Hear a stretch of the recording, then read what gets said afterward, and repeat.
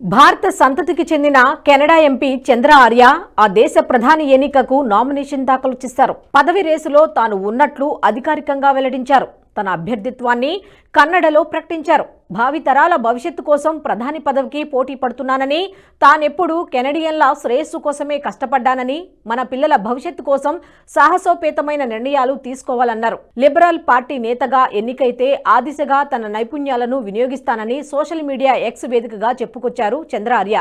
ఆర్థిక వ్యవస్థను పునరుద్ధరిస్తానని హామీ ఇచ్చిన ఆర్య, శ్రామిక మధ్యతరగతి ప్రజలు ఇబ్బందులు పడుతున్నారని, సుస్థిర సమాజ నిర్మాణం కోసం కఠిన నిర్ణయాలు తీసుకోవాల్సిన సమయం ఇదని తెలిపారు.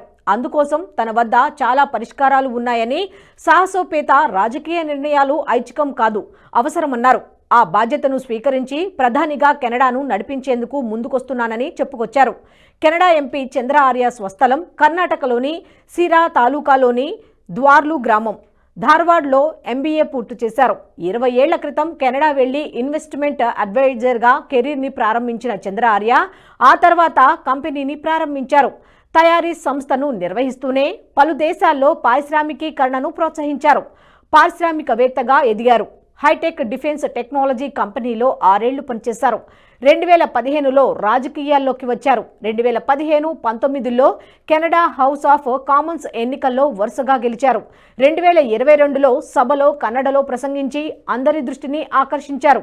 ఇటీవలే కెనడాలో రాజకీయ సంక్షోభం ఏర్పడింది. రాజకీయ పరిణామాలతో జస్టిస్ ట్రూడో ప్రధాని పదవికి రాజీనామా చేశారు. అయితే కొత్త నాయకుడిని ఎన్నుకునే వరకు పదవిలో కొనసాగుతానని హామీ ఇచ్చారు.